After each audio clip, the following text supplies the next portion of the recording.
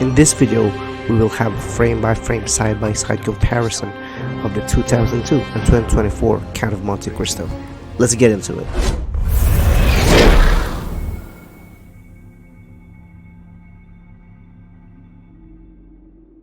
So in the very beginning, we can already see differences in both versions, starting with the opening text.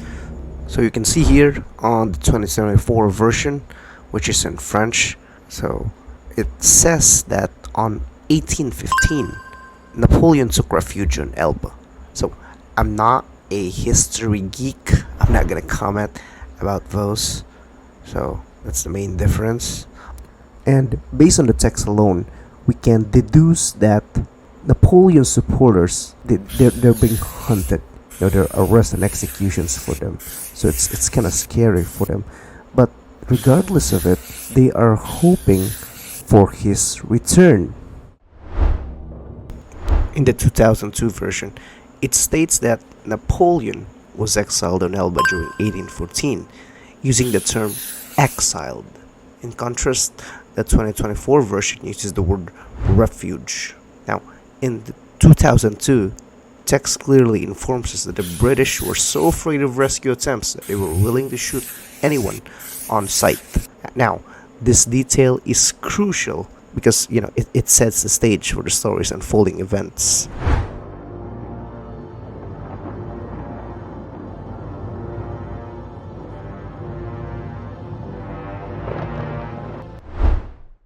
So this is just, you know, how the story starts in the 2024 version.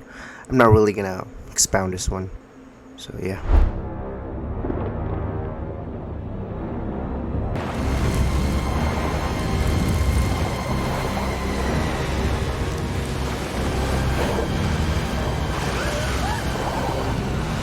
So if you've noticed, both movies starts with a dilemma.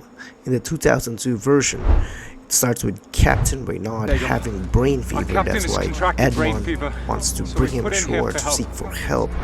Now in the 2024 version, Edmond was helping a drowning lady and bring her to their ship. The difference between the two versions continue to stand out, especially if you've had the chance to watch both. While I'll keep the spoilers to a minimum and focus on key scenes, I strongly recommend watching the movie if you haven't yet.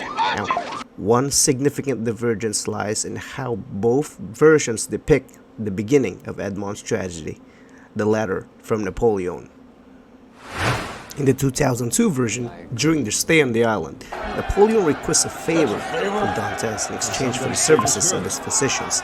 He asks Edmond to deliver a letter to someone named Clarion, assuring him that it's merely a friendly correspondence and stressing the importance of keeping it secret. Despite his reluctance, Edmond, being a man of his word, agreed and takes the letter. Unbeknownst to him, Fernand secretly reads the letter while Edmond is asleep. In the 2024 version, the letter from Napoleon comes from the lady whom Edmond has saved. Now, her name is Angel or Angel, I don't know, it's French, I can't pronounce, I'm sorry. Anyway, this version diverges significantly as Dantès is not directly involved in receiving the letter from Napoleon. Unlike in the 2002 version, the letter is handed to him personally. Instead, Danglars discovers the letter from the lady. Now, despite the letter not being found on Edmond, it ultimately becomes the cause of his imprisonment.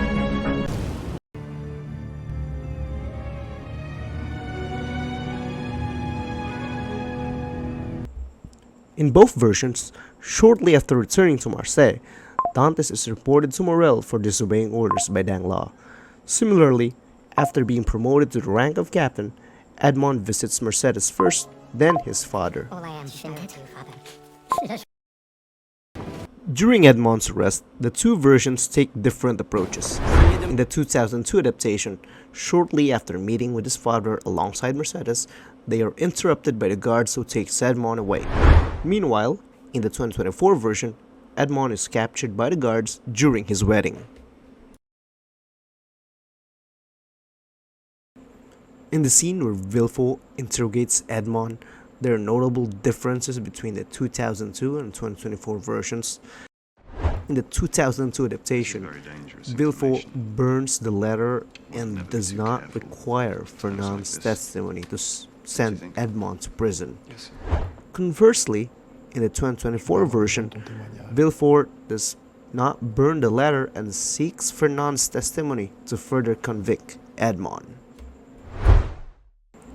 After Edmond's imprisonment, both versions depict Mercedes being comforted by Fernand, which would eventually lead to their union. They're gonna get married. In the 2002 version, immediately after Villefort's interrogation, Edmond is sent to Chateau d'If, and here we get a glimpse of the prison. Actually, it resembles more of a dungeon than a prison, and surprisingly, it lacks adequate security. Another difference in this version is that we witness Edmond being whipped, and now we are informed that this happens annually. If this is real life, he's gonna die because of infection. In the 2024 version, after the interrogation, we really don't see Edmond being taken to prison. Instead, we have a 4-year time jump.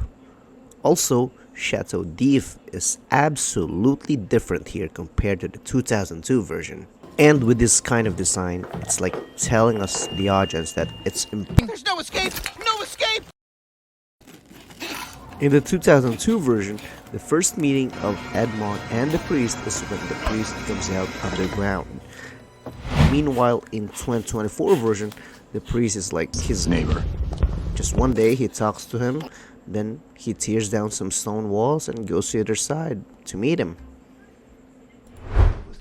Now, in both versions, after meeting the priest and talking about escape, Edmond was in disbelief about it. Now, not because it's impossible, but it takes too much time. Then the priest replies, "Does something else demand your time? Some pressing appointment, perhaps?" Now, in the 2024 version, it does have the training and education part of Edmond, but it doesn't really strike me compared to the 2002 version. I mean, it's just... Anyway, compared to the 2002 version, this Edmond seems to have more food, so that's kind of a good thing. Okay, so I'm gonna be a bit biased here. The 2002 version has by far the most superior training and education montage compared to its successor. I mean, if you're able to watch the movie knowing that Edmond is a no-read, no-write guy, then he just learns it all while being in prison, it's so satisfying. I mean, the combination of acting, writing, and the musical score, it's just... And I gotta tell you, it was perfect. Perfect. Everything, down to the last minute details. Regarding the death of the priest, both versions depict it similarly. He dies by being crushed with stones, which is caused by earthquakes. Now, with Edmond's escape, both versions depict it similarly. The only difference is that in the 2024 version, it happens in broad daylight. Meanwhile, in 2002 version, it takes place in the evening. So the treasure in the 2002 version is located in a rocky type island that doesn't have much of a scenery. Specifically, it's somewhere in its caves. In the 2024 version, the island has some greeneries on it. You'll know what I'm saying if you watch the full movie. Anyway, the treasure is not hidden in the sea compared to its predecessor, but it's like in a hidden safe house. Now, with Edmond's revenge, both versions depict it differently. Let's try to get into it. Let's start with the 2024 version. Edmond's revenge against Danglars involves completely bankrupting him, leaving him with no assets or whatsoever. Now, for Villefort, Edmond orchestrates a plan where Villefort is killed by his bastard son at point-blank range. Now, as for Fernand, Edmond doesn't kill him outright but leaves him for dead from battle wounds. Personally, I don't find this whole ordeal Well, I'm not satisfying. I don't know with you guys. Let me hear your thoughts in the comments below. But despite that, I thoroughly enjoyed this version, especially its cinematography. It offers a fresh retelling of a classic story. In the 2002 version, Edmond's revenge is far more satisfying. Extremely He satisfying. starts by framing Danglars for stealing his cargo, then he orchestrates Villefort's confession of his conspiracy, and finally he manages to kill Fernand. Personally, I find this one the most gratifying. The 2002 adaptation offers a more detailed and elaborate depiction of Edmond's revenge, providing deeper emotional impact, comprehensive character development, and visually engaging cinematic execution. The resolution of his action is clear, making his quest for vengeance feel more earned and impactful. I gotta tell you, it was perfect. Perfect. Everything, down to the last minute details. So that's it for this video, guys. I hope you like it. So whatever your thoughts are, just leave them down in the comments below. And if you like it, leave a like and subscribe to my channel. I'm gonna create more videos like this. Peace out.